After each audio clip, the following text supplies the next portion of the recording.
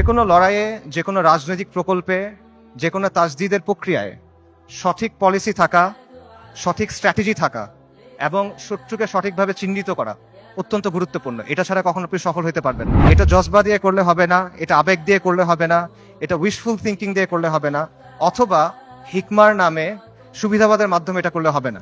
কালকে যদি বনি ইসরায়েল মসজিদ আল আকসা ধ্বংস করে দেয়, কালকে যদি তারা ওখানে থার্ড টেম্পল বানানো শুরু করে, তাদের তৃতীয় মন্দির বানানো শুরু করে, কে কি করবে বলেন? গাজায় একটা হসপিটাল আছে খান ইউনুসে একটা অ্যাম্বুলেন্স আসছে, অ্যাম্বুলেন্স থেকে একটা বাচ্চা নামছে, 10-11 বছর বয়স, ওর কাছে একটা ব্যাকপ্যাক, ওখান থেকে রক্ত পড়তেছে। আল জাজিরা সাংবাদিক জিজ্ঞেস করছে যে তোমার এখানে রক্ত পড়তেছে কেন, তোমার ব্যাগে কি? বলছে আমার ভাই।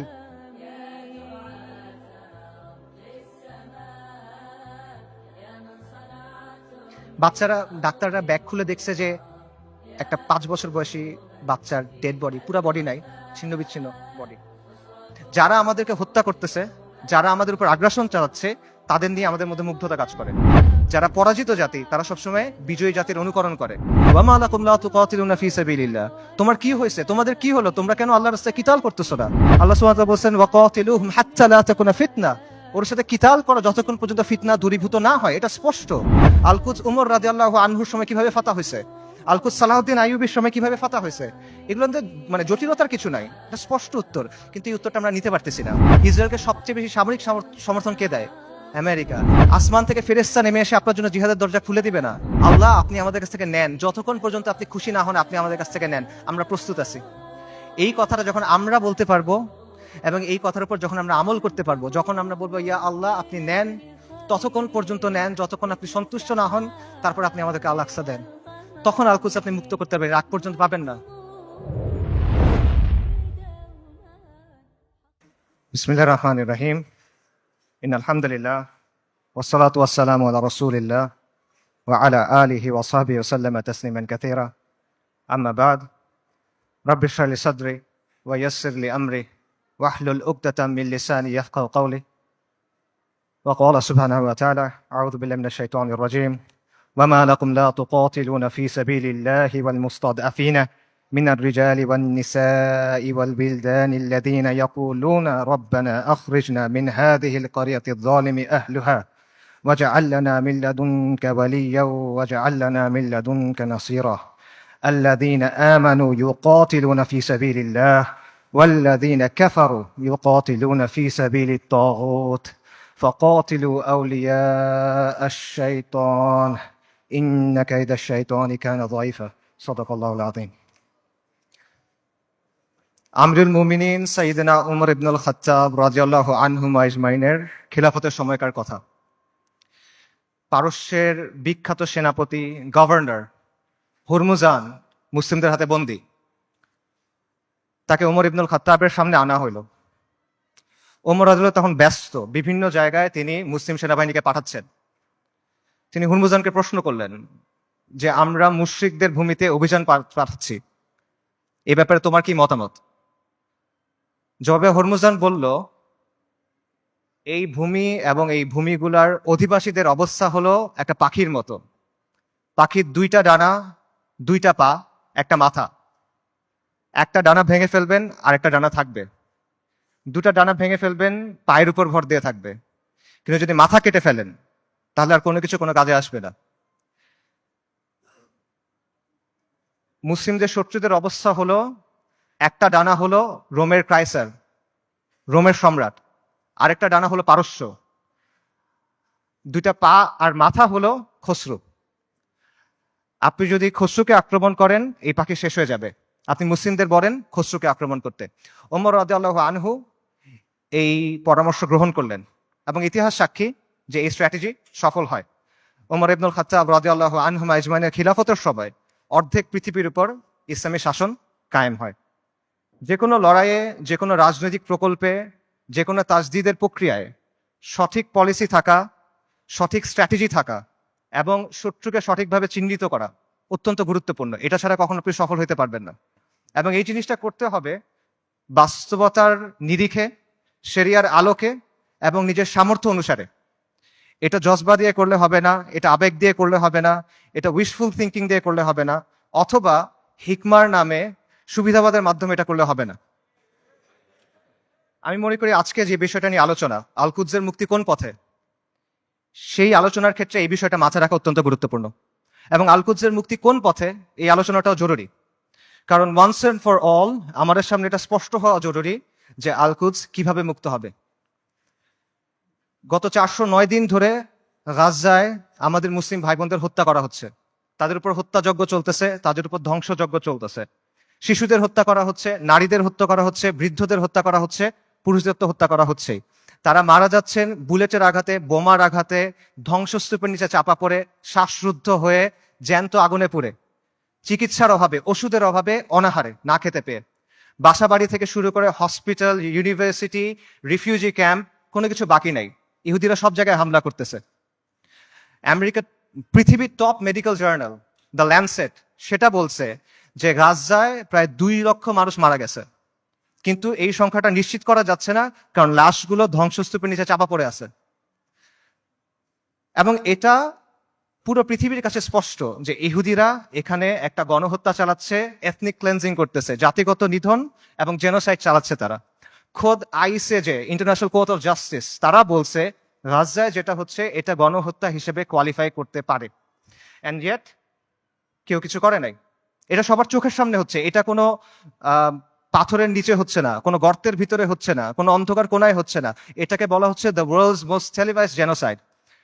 এটা লাইভ স্ট্রিমিং হচ্ছে, আপনি চোখের সামনে দেখছেন কি হচ্ছে, আপনি লাইভ আপডেট পাচ্ছে, বাকি কেউ কিছু করে নাই। আন্তর্জাতিক আইন, মানবাধিকার, আন্তর্জাতিক সম্প্রদায়, জাতিসংঘ কেউ কিছু করে নাই, তারা এখানে নিষ্ক্রিয় দর্শক। আর পশ্চিমা বিশ্ব, আমেরিকা, ইউরোপ, তারা সক্রিয়ভাবে এই গণহত্যায় মদত দিচ্ছে। তারা ইসরায়েলকে অস্ত্র দিচ্ছে, তারা ইসরায়েলকে ফিনান্সিয়ালি হেল্প করতেছে, এবং তারা ইসরায়েলকে কূটনৈতিকভাবে হেল্প করতেছে। আর মুসলিম বিশ্বের মুসলিম বিশ্বের শাসকদের কি অবস্থা? তাদের অবস্থা হলো তারা একদিকে কিছু বিবৃতি দিচ্ছে, আর পেছনে তলে তলে তারা ইসরায়েলের সাথে নর্মালাইজেশন করতেছে। এটা হলো বাস্তবতা। এবং এই সব কিছুর পরে যে কথা, সেটা হলো মসজিদ আল আকসা আজকে বনু ইসরায়েলের দখলে। এটা হলো বাস্তবতা।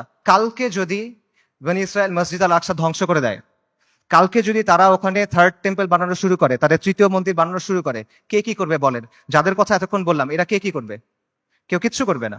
এটা বাস্তবতা। খালাস, এর চেয়ে খারাপ আর কোনো পরিস্থিতি হইতে পারে না।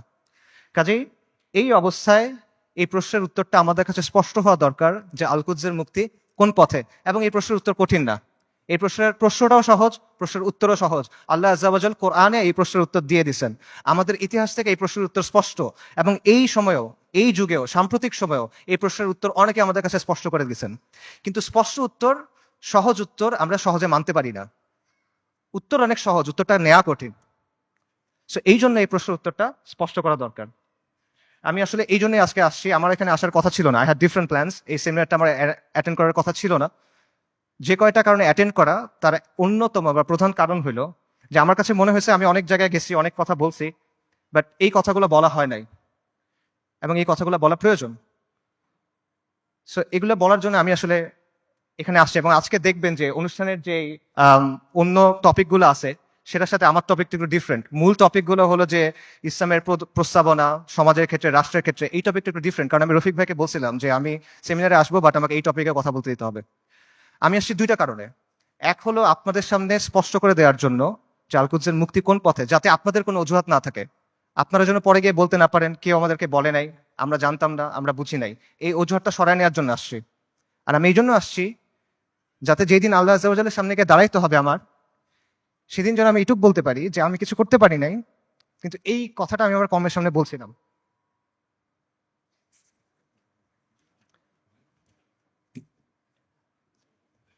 আল কুদসের মুক্তি কোন পথে, এই আলোচনাটা ঢুকার আগে কয়েকটা বিষয় একটু ক্লিয়ার করা দরকার। একটা বিষয় হলো যে শত্রুর নির্মমতা বা শত্রুর নিষ্ঠুরতা, এটা আসলে এখানে মূল সমস্যা না। কারণ এর চেয়েও নির্মম, এর চেয়েও নিষ্ঠুর ঘটনা আমাদের ইতিহাসে ঘটছে, এই উম্মার সাথেই ঘটছে।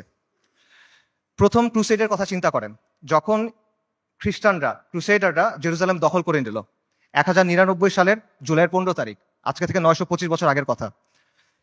খ্রিস্টান ইতিহাসবিদরা লিখছে যে তারা এমন ভাবে ম্যাসাকার করছে যে রাস্তায় কিছু কিছু জায়গায় পায়ের গোলারি পর্যন্ত মানুষের রক্ত ছিল, আর কিছু কিছু জায়গায় রক্ত ছিল হাঁটু পর্যন্ত, মুসলিমদের রক্ত। এবং তারা জেরুজালেম পর্যন্ত যাওয়ার সময় যতগুলো শহর পার হয়েছে প্রত্যেকটা শহরে ম্যাসাকার করছে, রেপ করছে, লুট করছে, আর্সন করছে, আগুন লাগাই দিছে। এবং এখানেই শেষ না, তারা ক্যানিবালিজম করছে। ক্যানিবালিজম বুঝেন? মানুষের মাংস খাওয়া। এটা ঐতিহাসিকভাবে প্রমাণিত। সিরিয়ার উত্তর পশ্চিমে একটা শহর আছে আল মারাতুন নুমান। এই শহরে 1098 সালে খ্রিস্টান হিস্টোরিয়ানদের লেখার মধ্যে আসে যে তারা মুসলিমদের লাশ সিদ্ধ করে খাইছে, বড়দের লাশ, প্রাপ্তবয়স্কদের লাশ এবং শিশুদের লাশ স্পিড রোস্ট করছে। স্পিড রোস্ট মানে বোঝেন? একটা বড় লোহার শিক থাকে, সেই শিকের মধ্যে একটা জন্তুকে এফর ওফর করা হয়, মনে করেন একটা কবুতর বা একটা মুরগি। তারপর এটা আগুনের উপর ঝুলানো হয় শিকটা, তারপর এটা ঘুরানো হয়, তখন আগুনটা ঝলসায় মাংসটা রান্না হয়। আপনারা অনেক সময় দেখবেন যে গ্রিল চিকেন এভাবে রান্না করে। এইভাবে মুসলিমদের শিশুদের রান্না করে খাইছে। আমি বানায় বলতেছি না। ক্যানিবলস অ্যান্ড ক্রুসেডার্স একাডেমিক পেপার আছে, খুঁজে দেখেন, সেখানে প্রাইমারি সোর্স দেওয়া আছে, 12টা খ্রিস্টান সোর্স থেকে এটা প্রমাণিত। এই ঘটনা আমাদের সাথে ঘটছে। তাতারদের কথা চিন্তা করেন, বলা হয় যে মঙ্গলরা যখন বাগদাদ আক্রমণ করছিল 40 দিন পর্যন্ত মুসলিমদের হত্যা করছে। দজলা নদীর পানি লাল আর কালো হয়ে গেছে। লাল হলো মুসলিমদের রক্তে, কালো হলো সবকিছু পুরাই দিছে, ছাই গিয়ে নদীর পানিতে মিশছে, পানি কালো হয়ে গেছে। নবী সাল্লাল্লাহু আলাইহি ওয়াসাল্লামের সময়ের কথা চিন্তা করেন। খাব্বাব ইবনে আরাদ রাদিয়াল্লাহু তাআলা আনহু, তিনি রাসূলুল্লাহ সাল্লাল্লাহু আলাইহি ওয়াসাল্লামের সাথে এসে যখন কথা বলতেছেন, রাসূলুল্লাহ বলতেছেন যে তোমাদের আগে এমন উম্মাত ছিল যাদের হাড় থেকে মাংস লোহার চিরুনি দিয়ে আলাদা করা হয়েছে, তাদের মাথা থেকে দ্বিখণ্ডিত করা হয়েছে, এবং সাহাবীদের উপর তো অনেক অত্যাচার নির্যাতন হয়েছে, এটা আমরা জানি। কাজেই অত্যাচার নির্যাতন এটা এখানে মূল ইস্যুটা না।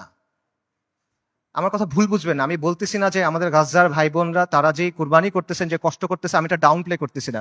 I am saying this just to put this things into perspective.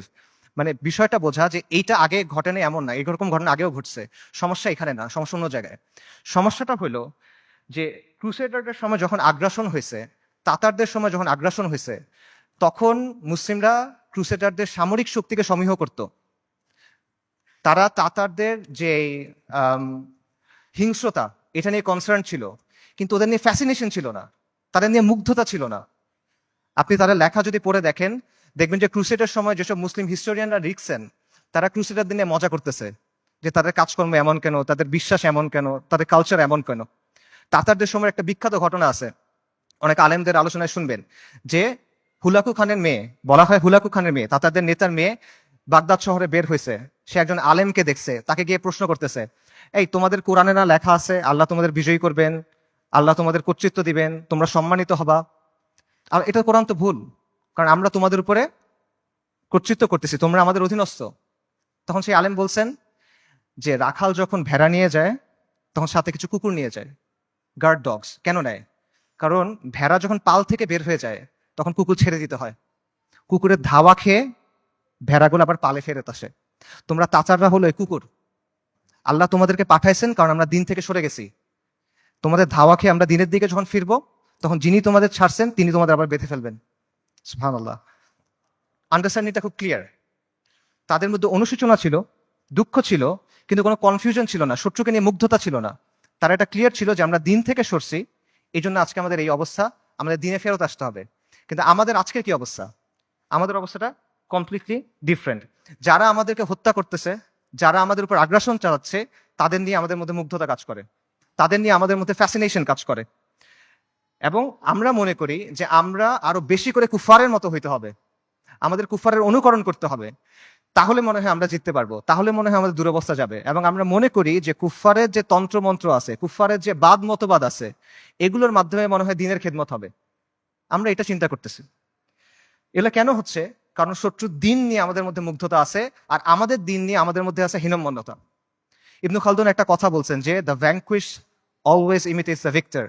যারা পরাজিত জাতি তারা সবসময় বিজয়ী জাতির অনুকরণ করে। এক্স্যাক্টলি সেম জিনিসটা এখানে হচ্ছে। ক্রুসেডের সময়, মঙ্গলদের আগ্রাসনের সময় আমরা সামরিক এবং রাজনৈতিকভাবে পরাজিত ছিলাম, কিন্তু আদর্শিকভাবে পরাজিত ছিলাম না। এখন আমরা সামরিক রাজনৈতিকভাবে পরাজিত, আমরা আদর্শিকভাবে পরাজিত, আমরা মনস্তাত্ত্বিকভাবে পরাজিত। এই কারণে সহজ যে উত্তর, সহজ যে সমাধান, এটা আমরা গ্রহণ করতে পারি না। আল-কুদসের মুক্তি কোন পথে হবে? আল-কুদসের মুক্তি হবে জিহাদের মাধ্যমে, কিতালের মাধ্যমে, তরবারির ধারালো অগ্রভাগ দিয়ে আল-কুদস মুক্ত হবে, আর কোনো কিছু দিয়ে হবে না। আল্লাহ আযজা ওয়া জাল কোরআনে বলছেন আল-কুদসের জন্য আপনার করণীয় কি?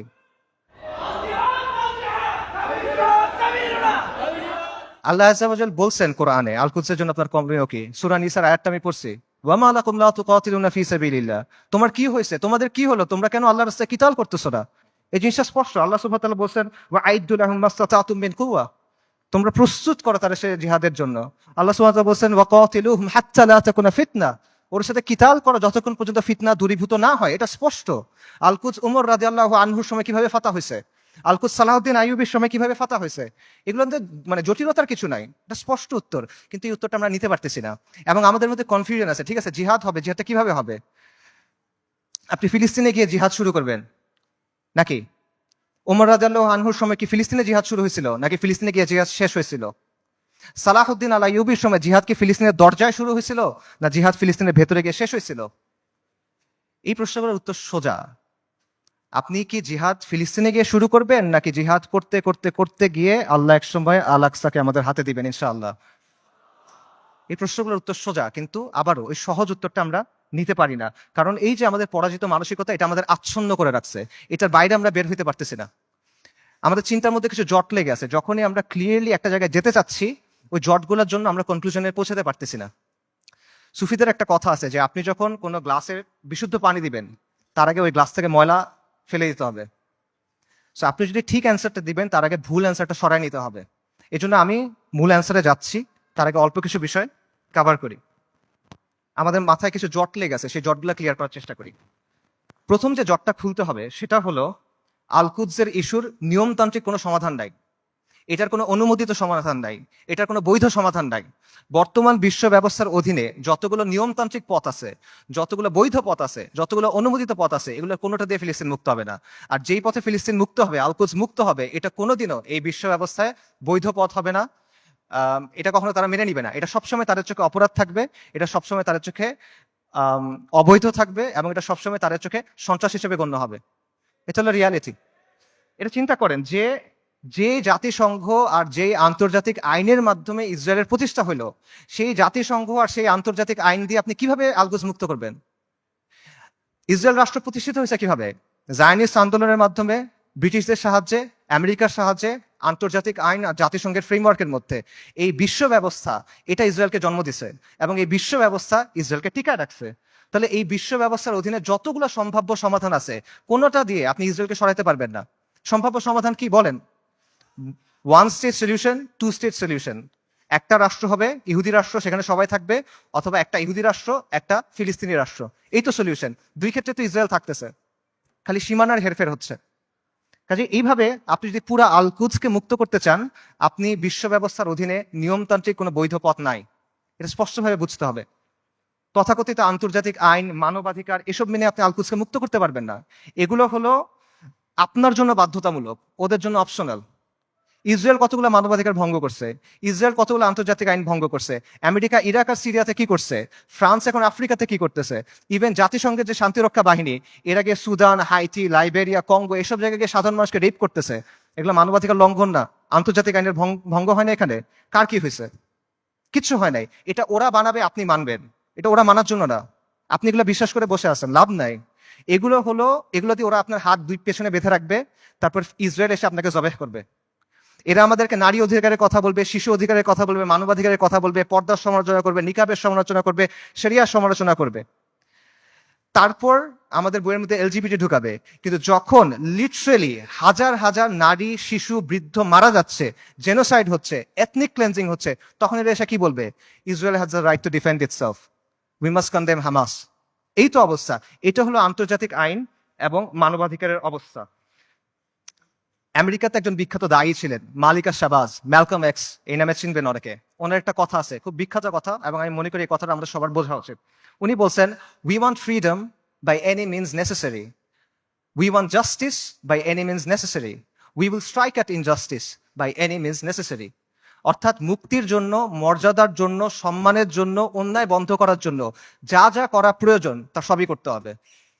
সহজ।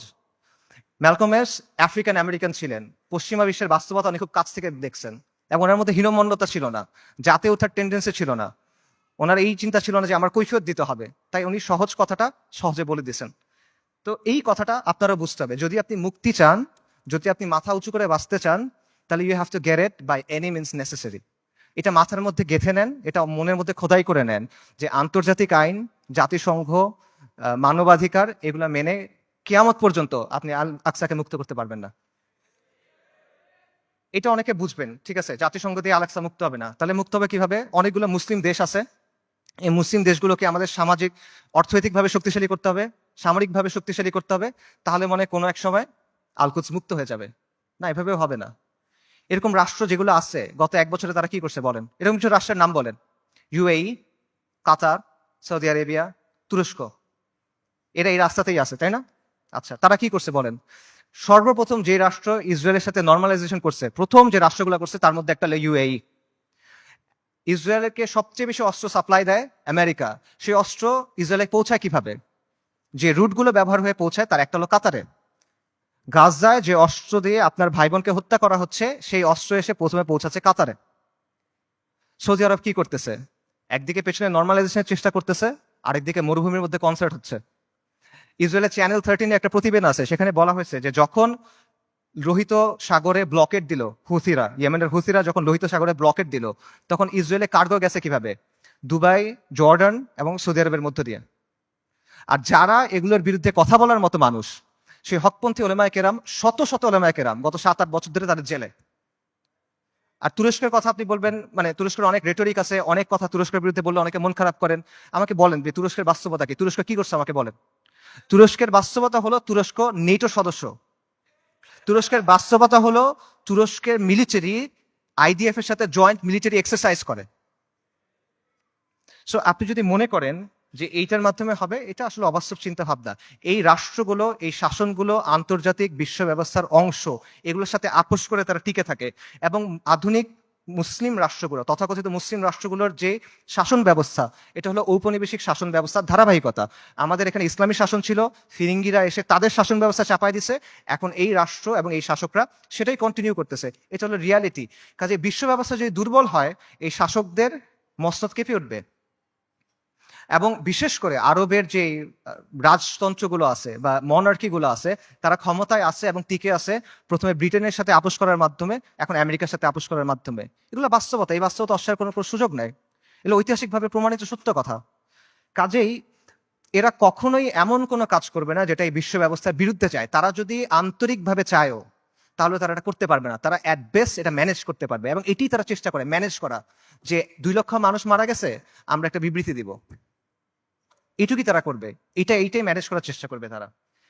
কাজেই এটা সত্য, মুসলিমদেরকে অর্থনৈতিকভাবে শক্তিশালী হতে হবে, রাজনৈতিকভাবে শক্তিশালী হতে হবে, সামরিকভাবে শক্তিশালী হতে হবে, কোনো প্রশ্ন নাই। কিন্তু পরাধীন অবস্থায় না।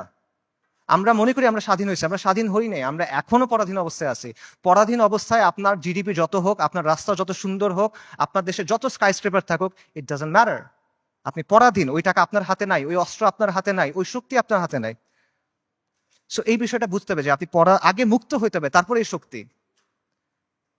এবং এখানে আরেকটা পজিশন আছে, অনেকে যেটা মনে করেন যে ঠিক আছে, জাতিসংঘ দিয়ে হবে না, মুসলিম রাষ্ট্র দিয়ে হবে না, কিন্তু মুসলিম সেনাবাহিনীগুলা দিয়ে হবে।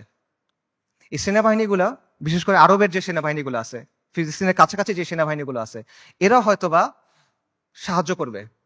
এবং আপনারা দেখবেন যে যখনই এই ম্যাসাকার গুলো হয়, ইসরায়েল তো পিরিয়ডিক্যালি এটা করে, কিছুদিন পরপরই এটা হয়, তখনই এরকম হ্যাশট্যাগ থাকে, যেমন আর্মিস টু আলাক্সা, যে আর্মি গুলাকে আলাক্সাকে মুক্ত করবে। এটা অবাস্তব চিন্তা ভাই। আমি আপনাকে ইয়েমেনের তাগুত আলী আব্দুল্লাহ সালের একটা কথা বলি। আলী আব্দুল্লাহ সালে একবার বলছে একটা সাক্ষাৎকারে যে এইসব আর্মির কাজ হলো মানুষকে দমন করা। যদি জনগণ আমার বিরুদ্ধে বিদ্রোহ করে, আমি আর্মি দিয়ে জনগণকে দমন করব। এর বাইরে এদের আর কোনো কাজ নাই, এটা শোর জন্য। জনগণকে রক্ষা করা এই সেনাবাহিনীর কাজ না। এটা হলো আলী আব্দুল্লাহ সালের কথা। সে একটা মিথ্যাবাদী, কিন্তু সে এখানে সত্য বলছে। এটি হলো বাস্তবতা। আপনি দেখেন যে এই আর্মিগুলোকে প্রশিক্ষণ দেওয়া হয়েছে, অস্ত্র দেওয়া হয়েছে, অর্থায়ন করেছে কেন? এই আরব শাসকদের মস্তক টিকায় রাখার জন্য এবং মুসলিমদের পায়ের নিচে রাখার জন্য, ইসলামকে দমন করার জন্য। এটা হলো বাস্তবতা। এবং এই আর্মিগুলো আসলে যাবে কেমনে আলাক্সা পর্যন্ত বলেন তো? ইসরায়েলের চারপাশে যে দেশগুলো আছে, এগুলো তো ইসরায়েলকে রক্ষা করতেছে। আপনি যাবেন কেমনে ওখানে? আপনি তো বাংলাদেশ থেকে যেতে পারবেন না ওখানে, তাই না? আপনার ওই জায়গার থেকেই ওখানে যেতে হবে। তো তারা যাবে এটা কেমনে? এবং যখন আপনি যে বলতেছেন এই আর্মিগুলো ক্ষমতা নিবে বা তারা কাজ করবে, এগুলো তো অলরেডি হয়েছে, এটার বাস্তবতা আমরা দেখছি। মিশরে কি হয়েছে জামাল আব্দুল নাসেরের সময়? জামাল আব্দুল নাসের ইখওয়ানুল মুসলিমিন বা মুসলিম ব্রাদারহুডের সাথে একটা ওয়াদা করছিল, কোরআনের উপর হাত রেখে সে ওয়াদা করছে যে মুসলিম ব্রাদারহুড রাস্তায় আন্দোলন করবে, রাজপথে আন্দোলন করবে, জনমত গঠন করবে। জামাল আব্দুল নাসের আর তার বন্ধুরা সেনাবাহিনীর মধ্যে কু করবে, সামরিক অভ্যুত্থান করবে। তারপর তারা ক্ষমতায় যাবে, ক্ষমতায় গিয়ে কোরআনের শাসন প্রতিষ্ঠা করবে। কোরআনের উপর হাত রেখে ওয়াদা করছে। কু হয়েছে, মুসলিম ব্রাদারহুড তার ওয়াদা পূরণ করছে, সে ক্ষমতায় গেছে, ক্ষমতায় গিয়ে কি করছে, গায়রুল্লাহর আইন দিয়ে শাসন করছে, মুসলিম ব্রাদারহুডকে জবে করছে। উস্তাদ সাইদ কুতুব রাহিমুল্লাহ সহ অনেক মানুষকে তারা শহীদ করে দিছে। এটা হলো বাস্তবতা। এরা যখন আসে তখন কি করে, এটা চোখের সামনে আসে। কাজেই আরব রাষ্ট্রগুলো বা এই রাষ্ট্রগুলোর যে শাসন ব্যবস্থা, যে শাসকরা আছে, এরা হলো ইসরায়েলের ঘনিষ্ঠতম মিত্র। আর এই বাহিনীগুলো হয় ইসরায়েলের বর্ডার গার্ড অথবা জাতিসংঘের ভাড়াটে সৈন্য। এটা হলো বাস্তবতা। সো এদেরকে দিয়ে আপনি ফিলিস্তিন মুক্ত করবেন, এটা ডিলিউশন ভাই। এবার আসেন ইরানের কথায়। আমরা অনেকে মনে করি যে ইরান ফিলিস্তিনকে মুক্ত করবে। আল-কুদসের মুক্তি ইরানের মূল উদ্দেশ্য না। ইরানের মূল উদ্দেশ্য হলো মধ্যপ্রাচ্যে শিয়াদের যে ক্ষমতা, এটা বৃদ্ধি করা, শিয়া অ্যাক্সিস বলে যেটাকে। এবং এটা সে করবে অ্যাট ইয়োর কস্ট। একটা কথা আছে গেম থিওরিতে, জিরো সাম গেম, যে তার শক্তি যত বাড়বে আপনার শক্তি তত কমবে। এটা বাস্তবতা। ইরানের সাথে ইসরায়েলের স্বার্থের দ্বন্দ্ব আছে, ইরানের সাথে আমেরিকার স্বার্থের দ্বন্দ্ব আছে, কিন্তু তার মানে কিন্তু ইরানের সাথে আপনারও দ্বন্দ্ব আছে। যে ইরান আজকে ফিলিস্তিনের মুক্তি করার জন্য বুলি আওড়াচ্ছে, তারাই আজকে সিরিয়াতে আহলুস সুন্নাহ ওয়াল জামাকে হত্যা করতেছে। তারাই আজকে আহওয়াজে আহলুস সুন্নাহ ওয়াল জামাকে হত্যা করতেছে। তারা ইরাকে আহলুস সুন্নাহ ওয়াল জামাকে হত্যা করছে, এখন নির্যাতন করতেছে। এটা হলো বাস্তবতা। ইরানের স্বার্থ আর আহলুস সুন্নাহ ওয়াল জামার স্বার্থ কখনোই এক না।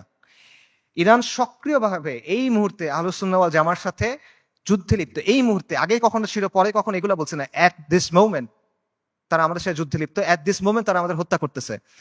আমেরিকা যখন আফগানিস্তানে আক্রমণ করছে, আমেরিকা যখন ইরাকে আক্রমণ করছে, ইরান তাদেরকে সহায়তা করছে। এটা তাদের মুখের কথা, এটা আমি বানায় বলতেছি না, আপনারা গিয়ে চেক করেন। মুহাম্মদ খাতামি ইরানের প্রেসিডেন্ট ছিল 97 থেকে 2005 পর্যন্ত সম্ভবত। তার একটা বক্তব্য আছে যে তালিবানের বিরুদ্ধে আমরা আমেরিকাকে সাহায্য করছি।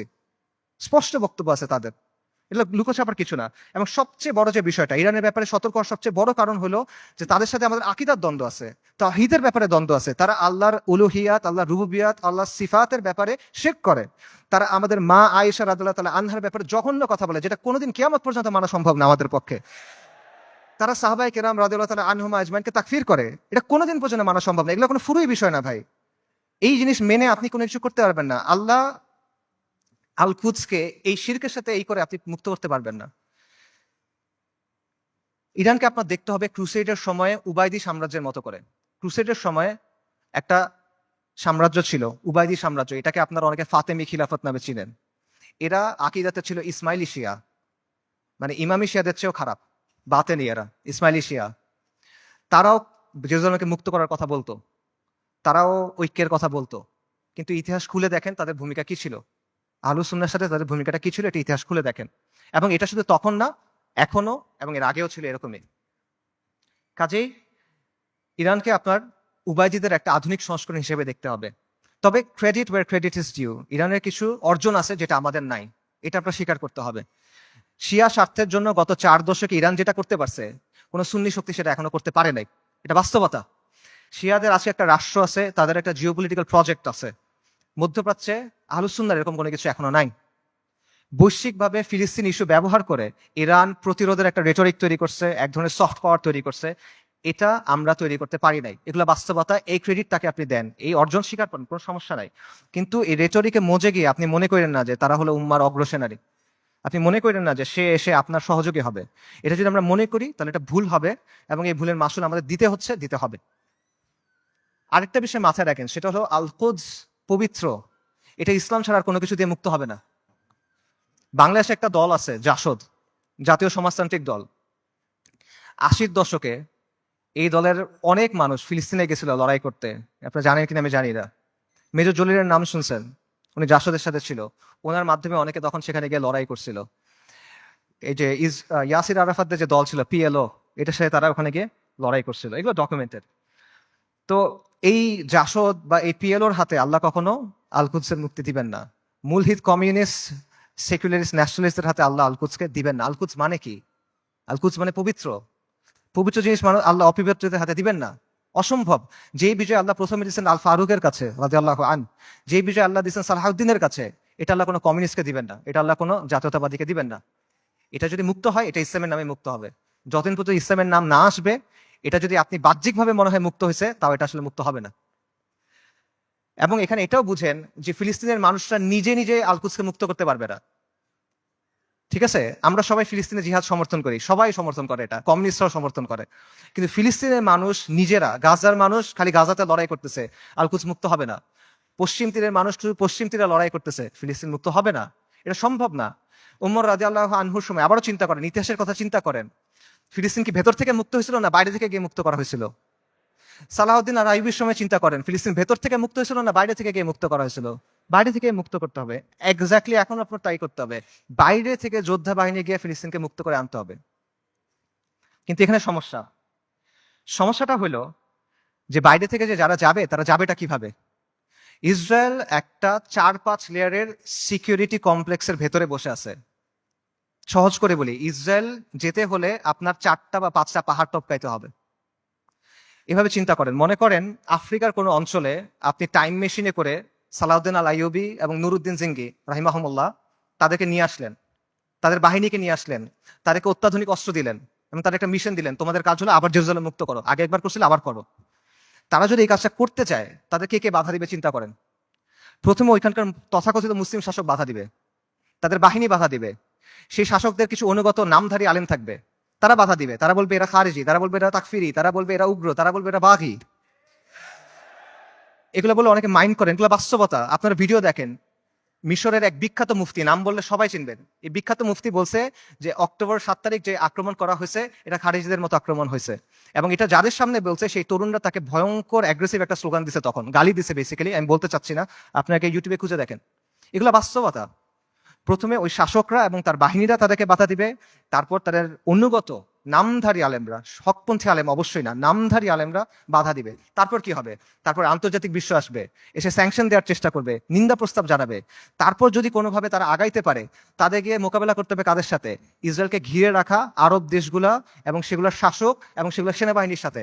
এগুলো যদি আপনি ক্রস করেন, তখন আপনার লড়াই করতে হবে আমেরিকার সাথে, তারপর আপনি ইসরায়েলের সাথে ফাইট করতে পারবেন, তার আগে না। এটা হলো বাস্তবতা। আজকে যদি কোনো সুন্নি রাজনৈতিক শক্তি তৈরি হয়, মনে করেন উত্তর পূর্ব আফ্রিকাতে কোনো সুন্নি দল ইসলামী ইমারত কায়েম করলো, তারা এখন আল-কুদস পর্যন্ত যাইতে চায়, তাদেরকে এই 4-5টা পাহাড় টপকায় ওখানে যেতে হবে। কাজেই আল-কুদসের মুক্তির যে ইস্যু, এটা কোনো নির্দিষ্ট অঞ্চলের ইস্যু না, এটা কোনো লোকাল ইস্যু না, এটা একটা গ্লোবাল ইস্যু। এটা সম্পর্ক পুরো বিশ্ব ব্যবস্থার সাথে। এবং আপনি চিন্তা করে দেখেন যে ইসরায়েল রাষ্ট্র অস্তিত্ব আসলো কিভাবে। 1947 সালে যখন দ্বিতীয় বিশ্বযুদ্ধ শেষ হইল, যখন মিত্রবাহিনী যুদ্ধে জিতলো, যখন আমেরিকার নেতৃত্বে নতুন বিশ্ব ব্যবস্থা তৈরি হইলো, তখন ইসরায়েল রাষ্ট্রের জন্ম হয়েছে। কাজেই যেই আল-কুদস দখল হওয়ার সাথে ইসরায়েল রাষ্ট্র প্রতিষ্ঠিত হওয়ার সাথে সম্পর্ক এই বিশ্ব ব্যবস্থার। কাজে আপনি যদি আল-কুদসকে মুক্ত করতে চান, আপনি যদি ইসরায়েলের মোকাবেলা করতে চান, এই বিশ্ব ব্যবস্থাকে আপনার পরাজিত করতে হবে। এর সহজ কোনো উপায় নেই আসলে। আর যখন আপনি বিশ্ব ব্যবস্থাকে চেঞ্জ করতে যাবেন, ওটা কিরকম হবে? এটাকে একটা নিট অ্যান্ড ক্লিন প্রক্রিয়া হবে? সহজ প্রক্রিয়া হবে না, একটা রক্তাক্ত প্রক্রিয়া হবে, ব্রুটাল প্রক্রিয়া হবে। পরিবর্তন যত বেশি হয়, সেটা তত বেশি প্রক্রিয়াটা, পদ্ধতিটা তত বেশি রুক্ষ হয়, তত বেশি কঠিন হয়। এটা হলো বাস্তবতা। পৃথিবীর ইতিহাসে কোনো পলিটিক্যাল সিস্টেমের পরিবর্তন শান্তিপূর্ণভাবে হয় নাই। পলিটিক্যাল সিস্টেম, আপনি একটা ওয়ার্ল্ড সিস্টেমের কথা বলতেছেন, ওয়ার্ল্ড অর্ডারের কথা বলতেছেন, এটা শান্তিপূর্ণভাবে হবে না। কিন্তু আমরা এভাবেই চিন্তা করি, আমি চিন্তা করি আমার চাকরি ঠিক থাকবে, আমার ক্যারিয়ার ঠিক থাকবে, আমার স্ট্যান্ডার্ড অফ লিভিং ঠিক থাকবে, সবকিছু ঠিক থাকবে, জিডিপি ঠিক থাকবে, আমার দেশের ইনকাম পার ক্যাপিটা ঠিক থাকবে, মাঝখান দিয়ে আল-কুদস মুক্ত হয়ে যাবে। এভাবে হবে না। আমাদের সবাইকে কুরবানি করতে হবে। এটা সস্তা কিছু না ভাই। এটা আপনি সেকুলার ইতিহাস দেখেন, ওয়াহির আলোকে দেখেন, আকলের দিক দিয়ে দেখেন, বাস্তবতার আলোকে দেখেন, আপনি এভাবে মুক্ত করতে পারবেন না। এই পুরো বিশ্ব ব্যবস্থার পরিবর্তনের সাথে এটা জড়িত। আমি সামারি করি, আমি অনেকগুলো না না না না বললাম, সেই না গুলো সামারি করি। বর্তমান বিশ্ব ব্যবস্থার অনুমোদিত কোনো পথে আল-কুদস মুক্ত হবে না। জাতিসংঘ, আন্তর্জাতিক আইন, মানবাধিকার, এগুলা দিয়ে আল-কুদস মুক্ত হবে না। মুসলিম বিশ্বের শাসক এবং তাদের অধীনস্থ যে সেনাবাহিনী, এদেরকে দিয়ে আল-কুদস মুক্ত হবে না। ইরানের যে অক্ষ, এটার মাধ্যমে আল-কুদস মুক্ত হবে না। আল-কুদসের অধিবাসীরা একা একা নিজেরা চেষ্টা করে ভেতর থেকে আল-কুদসকে মুক্ত করতে পারবে না, তাকে অবশ্যই বাইরে থেকে হেল্প করতে হবে। কিন্তু বাইরে থেকে কেউ যদি হেল্প করতে যায়, তারা 4 থেকে 5টা পাহাড় ডিঙায় যেতে হবে। কাজেই ফিলিস্তিনের মুক্তির বিষয়টা এই বিশ্ব ব্যবস্থার পরিবর্তন করা বা বিশ্ব ব্যবস্থাকে দুর্বল করার সাথে সম্পর্কিত। আল-কুদসকে মুক্ত করতে হলে অবশ্যই এই বিশ্ব ব্যবস্থাকে দুর্বল হইতে হবে, নইলে এটা সম্ভব না, ইল্লা মাশাআল্লাহ। এবং অবধারিত হবে এই ক্ষেত্রে আপনার অরাজকতা, অস্থিতিশীলতা এবং রক্তক্ষয়ী একটা প্রক্রিয়ার মধ্যে যেতে হবে। এগুলো হলো বাস্তবতা। তাহলে আল কুদসের মুক্তি কিভাবে, সমাধান কিভাবে? আমি বলছি আল কুদসের মুক্তি কিতালের মাধ্যমে, জিহাদের মাধ্যমে। এটা আপনারাও জানতেন অনেকে। আজকে এখানে আসার আগে আপনারা অনেকে এটা মনে করতেন যে হ্যাঁ, জিহাদের মাধ্যমে আল কুদস মুক্ত হবে। শুধু আপনারা না, যেই ছেলেটা মদ খায়, যে মেয়েটা বয়ফ্রেন্ড নিয়ে ঘুরে, সেও দেখেন মনে করে যে আল কুদস যুদ্ধের মাধ্যমে মুক্তি হবে। আমেরিকার যে কমিউনিস্টরা আছে, যে এলজিবিটি অ্যাক্টিভিস্টরা আছে, এদের মধ্যে অনেকে মনে করে আল কুদস যুদ্ধ ছাড়া মুক্ত হবে না। আপনারা দেখবেন যে ওদের অনেকে স্লোগান দেয়, from the river to the sea Palestine will be free. তারা এটা বলে। তারা মনে করে 7ই অক্টোবরের অ্যাটাককে তারা প্রশংসা করে। তারা মনে করে এটা হলো ডিকলোনাইজেশন হচ্ছে, ডিকলোনাইজেশন সবচেয়ে ভালো রূপ এটা। তো তার বুঝ আর আপনার বুঝে তফাৎ কি? তফাৎটা হইলো যে আপনি মনে করছেন যুদ্ধ দিয়ে মুক্ত হবে, আপনার কাছে উত্তরটা আছে, আপনার কাছে গন্তব্যটা আছে, কিন্তু গন্তব্য পর্যন্ত কিভাবে যাবেন এটা আপনি জানেন না। আপনি একটা অঙ্কের উত্তরটা আপনি মুখস্থ জানেন বা কেউ আপনাকে বলে দিছে, আপনি এটা লিখছেন, কিন্তু আপনি অঙ্কটা মিলাই আনতে পারতেছেন না। এটা হলো সমস্যাটা। সো এই কথাগুলো এতক্ষণ আমি যেটা বললাম, যে আমি যে বললাম এইভাবে হবে না, এইভাবে হবে না, এইভাবে হবে না, এটা বলার কারণটা হলো ওই চিন্তার জটগুলো খুলে দেওয়া, যাতে করে আপনার চিন্তাটা স্পষ্ট হয়। আল কুদসকে মুক্ত করতে হলে অবশ্যই জিহাদ করতে হবে, এবং এটা একটা উম্মা কেন্দ্রিক প্রচেষ্টা হতে হবে। এটা কোনো নির্দিষ্ট এক জায়গায় করে আপনি করতে পারবেন না। জিহাদটা শুরু ফিলিস্তিনে হবে না, এটা শেষটা ফিলিস্তিনে গিয়ে হবে। ইতিহাসে এভাবেই বারবার হয়েছে। ওমর ইবনুল খাত্তাবের সময় কি হয়েছিল চিন্তা করেন, সালাহউদ্দিন আল আইয়ুবের সময় কি হয়েছিল চিন্তা করেন। শুরুটা কখনোই ফিলিস্তিনে হয় নাই, শেষটা ফিলিস্তিনে গিয়ে হয়েছে। এবং এই জন্য প্রথমে মুসলিম মেজরিটি দেশগুলো আছে, সেগুলোকে আপনার স্বাধীন করতে হবে। সেকুলার সিস্টেম থেকে বের হয়ে সেখানে ইসলামী শরিয়া আনতে হবে। We must replace this tyrannical puppets with men of God. মুত্তাকিদের দিয়ে ওই জায়গায় ইসলামী শরিয়া আনতে হবে, তা না হলে আপনি মুক্ত করতে পারবেন না। এটা হলো বাস্তবতা। এবং এই পরিবর্তনটা, এটা একটা বৈপ্লবিক পরিবর্তন। এটা ব্যালট বক্স দিয়ে আসবে না, এটা কোনোদিনও ব্যালট বক্সে দিয়ে আসবে না। অনেক চেষ্টা করা হয়েছে, আসবে না। সেটা আফগানিস্তানে যেভাবে আসবে, সব জায়গায় এভাবে আসবে, এটা জরুরি না। স্থান, কাল, পাত্র, প্রেক্ষাপট ভেদে পরিবর্তন আসতে পারে, কিন্তু পরিবর্তনটা বৈপ্লবিক হইতে হবে। এটা আপোষের কোনো পরিবর্তন হইলে হবে না। এবং মূল বিষয়টা সিম্পল, কিছু ভূখণ্ডের উপর আহলুস সুন্নাহ ওয়াল জামাত তামকিন লাগবে, শাসন কর্তৃত্ব লাগবে। তারপর সেই ভূখণ্ডগুলোকে ঘাঁটি হিসেবে ব্যবহার করে আপনাকে সামরিক শক্তি তৈরি করতে হবে। তারপর ধাপে ধাপে জিহাদের মাধ্যমে আল কুদসকে মুক্ত করতে পারবেন। এটা হলো অ্যান্সার। এবং এই তামকিন অর্জনের কাজটা সব মুসলিম ভূখণ্ডে আপনি একসাথে করতে পারবেন না, কারণ সব মুসলিম ভূখণ্ডের অবস্থা এক না। আপনি চিন্তা করেন, বাংলাদেশে ইসলামী ইমারত হওয়া আর সিরিয়াতে ইসলামী ইমারত হওয়া কখনো একরকম না। বাংলাদেশ আর ইসরায়েলের মধ্যে বা আল কুদসের মধ্যে 6টা দেশ আছে: Jordan, Iraq, Iran, Afghanistan, Pakistan এবং মোদির ভারত। আনরিয়েলিস্টিক, আপনি ওখান থেকে যেতে পারবেন না। কিন্তু সিরিয়ার সাথে ডিরেক্ট বর্ডার আছে। কাজেই এই বাস্তবতা বুঝতে হবে যে কোন জায়গায় ফোকাস করতে হবে, কোনভাবে কাজ করতে হবে। তবে মূল সমাধান ওই জায়গাতেই, যেটা আমি আবারও বলতেছি, আল কুদসের নিকটবর্তী মুসলিম ভূখণ্ডে তামকিন অর্জন করতে হবে, শাসন কর্তৃত্ব অর্জন করতে হবে। তারপর সেগুলোকে কেন্দ্র হিসেবে ব্যবহার করে সামরিক শক্তি বৃদ্ধি করতে হবে। তারপর ধাপে ধাপে জিহাদের মাধ্যমে আল আকসার দরজায় গিয়ে পৌঁছাতে হবে। এটা আপনাদের অনেকের কাছে মনে হতে পারে যে ফ্যান্টাসি, আপনাদের অনেক কাছে মনে হতে পারে যে এটা অনেক কঠিন একটা সলিউশন, কিন্তু এটাই সবচেয়ে প্র্যাগম্যাটিক সলিউশন। এবং এটার উদাহরণ ইতিহাস থেকে আছে। আমি আবারও বলতেছি, উমর রাদিয়াল্লাহু আনহুর সময় চিন্তা করেন কিভাবে মুসলিমরা আল আকসা মুক্ত করছিল। প্রথমে মদিনার উপরে শাসন কর্তৃত্ব তামকিন, তারপর জাজিরাতুল আরবের উপরে, তারপর সিরিয়ার কিছু অঞ্চলে, তারপর আল আকসায়। সালাউদ্দিন আইয়ুবের সময় কিভাবে হয়েছে, সিরিয়ার কিছু অঞ্চলে, তারপর মিশরে, তারপর আল আকসায়। এভাবেই হয়েছে। এবং আপনি যদি বলেন যে এটা তো ঠিক আছে, অনেক আগে হয়েছে, বর্তমান সময়ে এভাবে হবে কিনা, বর্তমান সময়েও হবে। আপনার সামনে উদাহরণ আছে। ইরানের কথা চিন্তা করেন। ইরানের ব্যাপারে আমরা বলছি যে ইরানের মাধ্যমে এটা মুক্তি হবে না, ইরানের স্বার্থ আমাদের স্বার্থ এক না, ইত্যাদি। বাকি গত 1 বছরে কেউ যদি ইসরায়েলের সাথে কিছু লড়াই করে থাকে, 2-1টা গুলিও করে থাকে, এটা কে করছে? ইরানই তো করছে। তো এই যে প্রতিরোধ করার সামর্থ্য, এটা সেটা অর্জন করলো কিভাবে? তারা 3টা বা 4টা জায়গাকে ব্যবহার করে এটা করছে। একটা হলো তেহরান মানে ইরান, একটা হলো লেবাননে হিজবুল্লাহ বা হিজবুল শয়তান, একটা হলো ইয়েমেনে হুথিরা, আর একটা হলো ইরাকে তাদের যে মিলিশিয়াগুলো আছে আল বদর ব্রিগেড। এর মাধ্যমে তো তারা এটা করছে। তো এই শক্তিটা তারা তৈরি করছে কিভাবে? নিয়মতান্ত্রিক ভাবে করছে। আমাদের অনেক ভাই একই সাথে নিয়মতান্ত্রিক পদ্ধতির ফ্যান, আবার তারা ইরানেরও ফ্যান। এই জিনিসটা সায়েন্স আমি এখনো বুঝতে পারি নাই। ইরানের এই ক্ষমতাটা তৈরি হয়েছে কিভাবে? 79-এ একটা বিপ্লবের মাধ্যমে খোমেনি ক্ষমতায় আসছে। তারপর 80-র দশকে তারা লেবাননে গিয়ে IRGC, যেটা ইসলামিক রেভলিউশনারি গার্ড কর্পস, ঠিক আছে, ইরানের যেটা, তারা গিয়ে লেবাননের যে শিয়া ফ্যাকশন গুলো ছিল সেগুলোকে একত্রিত করছে, তাদেরকে প্রশিক্ষণ দিছে, তাদেরকে ট্রেনিং দিছে। এইটা পরবর্তী থেকে হিজবুল্লাহতে পরিণত হয়েছে। এবং হিজবুল্লাহ কি কোনো নিয়মতান্ত্রিক দল? এটা একটা ডেজিগনেটেড টেররিস্ট অর্গানাইজেশন। খুঁজে দেখেন ইয়েমেনে হুথিরা কিভাবে তৈরি হয়েছে। হুথিদেরকে গিয়ে অর্থ দিছে, প্রশিক্ষণ দিছে, অস্ত্র দিছে কারা? ইরান। হুথিরা কি ডেজিগনেটেড টেররিস্ট দল? সো এই বাস্তবতা আপনার চোখের সামনে আছে, এবং এটা কোনোটা কিন্তু নিয়মতান্ত্রিক মাধ্যমে হয় নাই।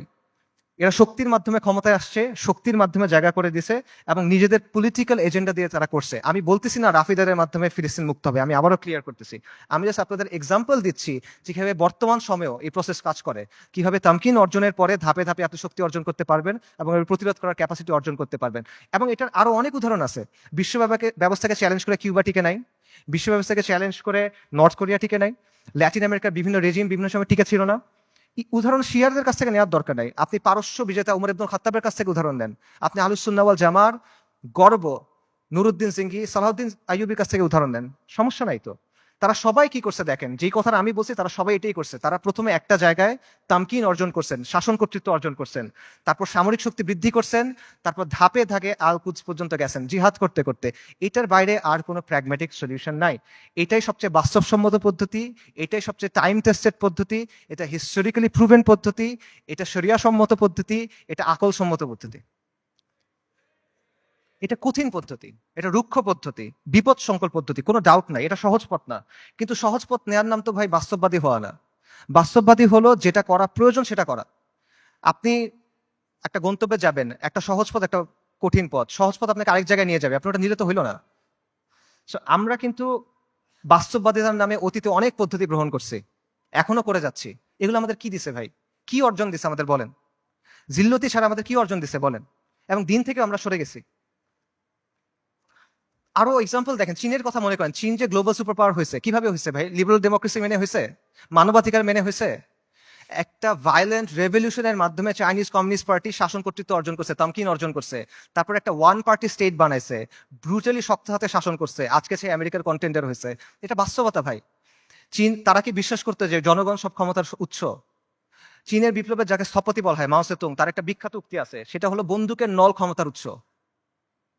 পাওয়ার comes from the barrel of the gun. এটা বাস্তবতা। এই বাস্তবতা, political power comes from the barrel of the gun, এটা দুনিয়ার বাস্তবতা। আপনি বাস্তবতা বুঝার পরে বাস্তবসম্মত পলিসি নিতে পারেন। এবং আপনাকে ওই যেটা বলছিলাম, এই পলিসি আপনার নিতে হবে বাস্তবতার নিরিখে, শরিয়ার আলোকে এবং নিজের সামর্থ্য অনুসারে, এবং আপনার শত্রুকে আপনার চিনতে হবে। আমরা শুরুতে হরমুজানের কথা বলছিলাম। মুসলিমদের শত্রুদের তুলনা হলো পাখির মতো, পাখির দুটা ডানা, দুটা পা, একটা মাথা। আজকে 1400 বছর পর্যন্ত ডানা একটা ভেঙে ফেলবেন আর একটা ডানা থেকে যাবে, দুটা ডানা ভেঙে ফেলবেন পা থেকে যাবে, মাথা কেটে ফেলবেন পাখি শেষ, রাইট? তা আজকে 1400 বছর পরে বাস্তবতা কি? মুসলিমদের শত্রুদের অবস্থা একটা পাখির মতো। এক ডানা নেটো, এক ডানা ইসরায়েল, দুই পা হলো এই আরব বিশ্বের শাসকেরা, মাথাকে আমেরিকা। ইসরায়েলকে সবচেয়ে বেশি সামরিক সমর্থন কে দেয়? আমেরিকা। ইসরায়েলকে সবচেয়ে বেশি অর্থনৈতিক সমর্থন কে দেয়? ইসরায়েলকে সবচেয়ে বেশি রাজনৈতিক সমর্থন কে দেয়? বারবার জাতিসংঘের সিকিউরিটি কাউন্সিলে ভেটো কে দেয়? এই শাসকদের মসনদ কে টিকায় রাখে?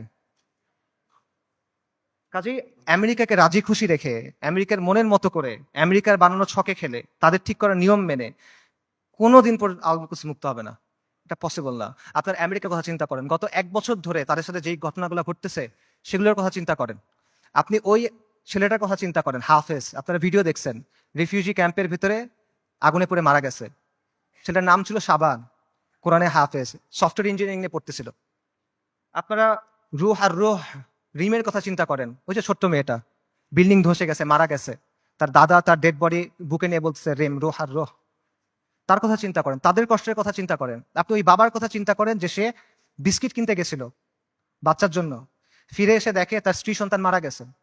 সে কান্না করতেছে আর বিস্কিটটা বাচ্চার হাতে দিয়ে বলছে, বাবা তুমি এটা নিয়ে যাও।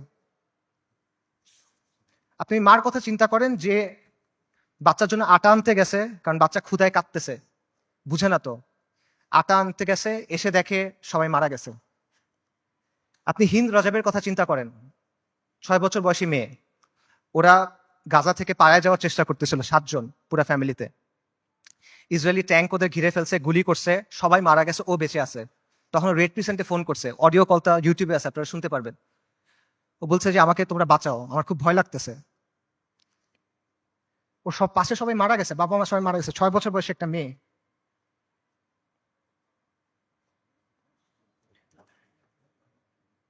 এবং শেষ পর্যন্ত 12 দিন পরে ওর ডেড বডি যখন পাওয়া গেছে, দেখা গেছে ওর পুরো ফ্যামিলির ডেড বডি, আর ওর আশেপাশে যে প্যারামেডিক গুলা ওকে বাঁচাতে আসছিল তারাও মারা গেছে, তাদেরকে মেরে ফেলছে ইসরায়েলিরা।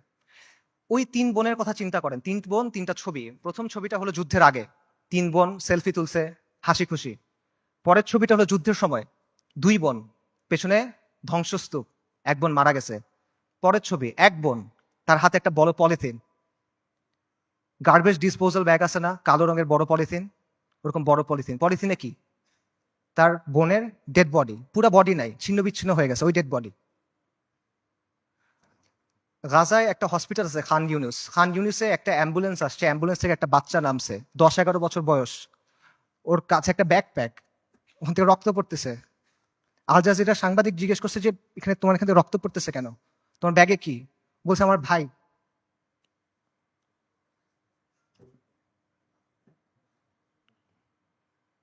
বাচ্চারা, ডাক্তাররা ব্যাগ খুলে দেখছে যে একটা 5 বছর বয়সী বাচ্চার ডেড বডি, পুরা বডি নাই, ছিন্ন বিচ্ছিন্ন বডি। আপনারা ওই মার কথা চিন্তা করেন যে গেছে, যে তার পুরা ফ্যামিলি মারা গেছে, সে এসে জিজ্ঞেস করছে আমাকে লাশগুলো দাও, আমি দাফন কি করব। তাকে 3টা পলিথিন দিছে, কারণ ডেড বডি নাই, ছিন্ন বিচ্ছিন্ন হয়ে গেছে সব, 3টা পলিথিন দিছে। আপনারা ওই বাচ্চাটার কথা চিন্তা করেন, বিল্ডিং ধসে পড়ছে, খুলি ফেটে গেছে, কোটর থেকে চোখ বের হয়ে আসছে, এবং ওই নিষ্প্রাণ চোখ এই নিষ্প্রাণ পৃথিবীর দিকে তাকায় আছে। এদের কষ্টের কথা চিন্তা করেন। এই কষ্ট শুধু তাদের, কষ্ট আমাদের না। আমরা না এক উম্মা, এক উম্মা এক দেহের মতো, এরকম না? আমাদের স্পষ্ট করে না ওই কষ্ট। এই যে কষ্টটা কি আমাদের যে কষ্টটা হবে তার চেয়ে বেশি কষ্ট? আমাদের যে কষ্ট ওটা কি এর চেয়ে বেশি কষ্ট? যদি এটা বেশি কষ্ট মনে হয় তাহলে আমি আরেকটা কষ্টের কথা বলি, এটা শোনেন। ওই দিনের কথা মনে করেন যেই দিন আল্লাহর সামনে আপনাকে দাঁড়াতে হবে। ইদা দুক্কাতিল আরদু আরদান দাক্কান দাক্কা ওয়া জাআ রাব্বুক ওয়াল মালাকু সাফফান সাফফা ওয়া জিআ ইয়াওমাইযিন বিজাহান্নাম। পৃথিবী চূর্ণ বিচূর্ণ হয়ে যাবে, বালির মতো হয়ে যাবে। আপনার প্রতিপালক আসবেন এবং মালাইকারা আসবে সারিবদ্ধভাবে, এবং জাহান্নামকে আপনার সামনে আনা হবে। ওই দিন আল্লাহ আপনাকে প্রশ্ন করবেন, আমাদেরকে প্রশ্ন করবেন, কি জবাব দিবেন আল্লাহকে বলেন? ফায়াউমাইযিন লা ইউআযযিবু আযাবাহু আহাদ ওয়া লা ইউসিকু ওয়াসাকাহু আহাদ। আল্লাহ ওই দিন যেভাবে আযাব দিবেন ওভাবে আর কেউ দেয়া নাই। আল্লাহ ওই দিন যেভাবে বাঁধবেন ওভাবে আর কেউ বাঁধে নাই। কি বলবেন আল্লাহকে তখন? আল্লাহ আপনাকে যদি জিজ্ঞেস করেন তুমি কি করছিলে, আপনি কি জবাব দিবেন বলেন? এই কষ্ট বেশি না দুনিয়াতে আপনার যে কষ্ট হবে সেটা বেশি? লা ইলাহা ইল্লাল্লাহ। এত কিছুর পরও দেখেন আল কুদসের মানুষ ঈমান, ইস্তিকামাত এবং সবরের কি দৃষ্টান্ত স্থাপন করছে। একজন বৃদ্ধা বলতেছে আমাদের জান মাল সন্তান সবকিছু আল্লাহর জন্য কোরবান। মৃত্যু যদি আল কুদসের জন্য হয় তাহলে তো সুন্দর মৃত্যু, ইনশাআল্লাহ কিয়ামত পর্যন্ত আমরা রিবাদ করে যাব। এটা সস্তা কিছু না, এটা রাসূলুল্লাহ সাল্লাল্লাহু আলাইহি ওয়াসাল্লামের ইসরা ওয়াল মিরাজের জায়গা। আমরা বাইতুল মাকদিসের অধিবাসীরা প্রস্তুতি আছি, কুরবানি করার জন্য প্রস্তুতি আছে, যত কুরবানি লাগে আমরা করব। ওই বাবার কথা চিন্তা করেন, হাসপাতালে একই দিনে 2 বাচ্চা মারা গেছে, 2 ছেলে মারা গেছে। উনি বলতেছেন আলহামদুলিল্লাহ, এটা জিহাদের ভূমি, এটা রিবাতের ভূমি, আমাদের যা কিছু আছে সব আল্লাহর জন্য। আল্লাহ আমাদের খালেক, উনি আমাদের তৈরি করছেন, উনি আমাদের পাঠাইছেন, উনি নিয়ে যাবেন, ওনার যা খুশি উনি করবেন, আমরা এটাতে খুশি, আমরা এটার উপর সবর করব। বান্দা যখন বিপদের মধ্যে পড়ে, ওলামায়ে কেরাম হাদিসের আলোকে বলছেন যে বান্দা যখন বিপদের মধ্যে পড়ে তখন আল্লাহ এটার মাধ্যমে তার সগীরা গুনাহগুলো মাফ করে দেন, অথবা তাকে পরিশুদ্ধ করেন, কারণ আল্লাহ তাকে আখিরাতে বড় পুরস্কার দিতে চান। আমি মনে করি আমাদের গাজার ভাই বোনদের সাথে, ফিলিস্তিনের ভাই বোনদের সাথে এই বিষয়টাই হইতেছে। ইনশাআল্লাহ তাআলা আল্লাহ তাদেরকে জান্নাতুল ফিরদৌস আলার জন্য প্রস্তুত করতেছেন। আমি মনে করি আল্লাহ এই বান্দাদের উপর রাজি খুশি হয়ে যাবেন ইনশাআল্লাহ তাআলা। লক্ষের উপরে শহীদ, আলহামদুলিল্লাহ, এটা উম্মতে মুহাম্মদের গর্ব। আমাদের মৃতরা জান্নাতে ইনশাআল্লাহ, ওদের মৃতরা জাহান্নামে। আল্লাহু মাওলানা ওয়ালা মাওলা লাহুম। ওই বৃদ্ধের কথা চিন্তা করেন যিনি ধ্বংসস্তূপের মাঝখানে দাঁড়ায় বলতেছেন আমরা আজও এখানে দাঁড়ায় আছি এবং আমরা এখানে পর্যন্ত থাকবো। এই ভূখণ্ড বরকতময়, এই ভূখণ্ডের অধিবাসীরা বরকতময়। আমাদের চারপাশে চূড়ান্ত ধ্বংসযজ্ঞ হয়েছে, কিন্তু আমরা তাও এখান থেকে নড়বো না, আমরা আল্লাহর দিন থেকে নড়বো না। আমরা অটল পাহাড়ের মতো, আমরা উজ্জ্বল তারার মতো। এবং আমি বলবো যে হ্যাঁ, পুরা বিশ্ব সাক্ষ্য দিচ্ছে তারা ইমানের ক্ষেত্রে অটল পাহাড়ের মতো। পুরা বিশ্ব সাক্ষ্য দিচ্ছে তারা ইস্তিকামাতের ক্ষেত্রে উজ্জ্বল তারার মতো, এবং পুরা বিশ্ব সাক্ষ্য দিচ্ছে আপনি এবং আমি কাপুরুষ। পুরা বিশ্ব সাক্ষ্য দিচ্ছে আপনি আর আমি অক্ষম। পুরা বিশ্ব সাক্ষ্য দিচ্ছে আপনি আর আমি নিষ্ক্রিয়। ইসরায়েলের এক ইসরায়েলের এক সোলজারের ভিডিও আছে, সে বলতেছে, ইংলিশে বলতেছে, আমেরিকান জিও। সে বলতেছে আমরা গাজাকে পরিষ্কার করতেছি, আমরা গাজাকে প্রস্তুত করতেছি, কারণ আমাদের রাজা আসবে, আমাদের মাসিহ আসবে, আমরা তাকে মুকুট পরানোর জন্য প্রস্তুত হচ্ছি, আমরা তৃতীয় মন্দির বানানোর জন্য প্রস্তুত হচ্ছি। তাদের মাসিহকে আল মাসিহ আদ-দাজ্জাল। বনী ইসরাইল মসজিদ আল আকসার সামনে নাচতেছে, উল্লাস করতেছে, স্লোগান করতেছে, স্লোগান দিচ্ছে, তারা বলতেছে মুহাম্মদ মারা গেছে।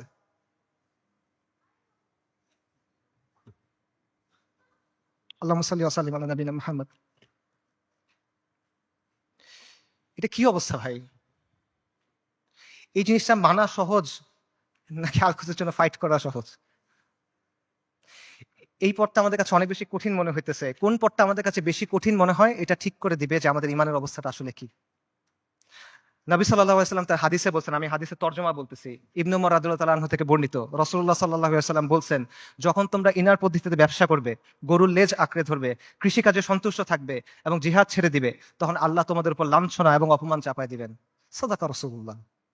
এর চেয়ে বড় লাঞ্ছনা আর এর চেয়ে বড় অপমান কি আছে? আর নবী সাল্লাল্লাহু আলাইহি ওয়াসাল্লাম বলছেন, এই অবস্থা ততক্ষণ থাকবে যতক্ষণ না পর্যন্ত তোমরা তোমাদের দ্বীনে ফেরত আসো। সুনান আবু দাউদের হাদিস।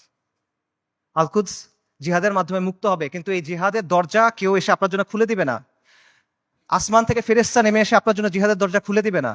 জিহাদের দরজা খুলতে হবে তাওহীদ আর হাদিদের শক্তি দিয়ে, খুলতে হবে না, ভাঙতে হবে। এটা এই রাস্তা আপনি মনে করতেছেন আল কুদস পর্যন্ত আপনার জন্য একটা লাল গালিচা বিধানো রাস্তা তৈরি করে দিবে যে ভাই আমি আল কুদসে গিয়ে জিহাদ করব। না, আপনার রক্ত, আপনার হাড়, আপনার মাংস, লাশের শাড়ি, খুলির পাহাড় পার হয়ে আপনার আলাক্সা যাইতে হবে। এটা ছাড়া আর কোনো অপশন নাই। আল কুদসের দাম অনেক বেশি, এটা সস্তা না। বাইতুল মাকদিসের মানুষরা বলে দিছে, আল্লাহ আপনি আমাদের কাছ থেকে নেন, যতক্ষণ পর্যন্ত আপনি খুশি না হন আপনি আমাদের কাছ থেকে নেন, আমরা প্রস্তুত আছি।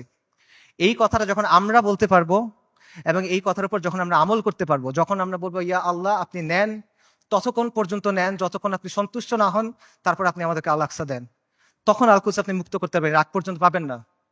আল কুদস এমন এক দুলহান যার মাহার আমাদের রক্ত। আল কুদস এমন এক দুলহান যার মাহার আমাদের রক্ত। মাহার পরিশোধ করা ছাড়া কোনো বিকল্প নাই, কোনো বিকল্প নাই।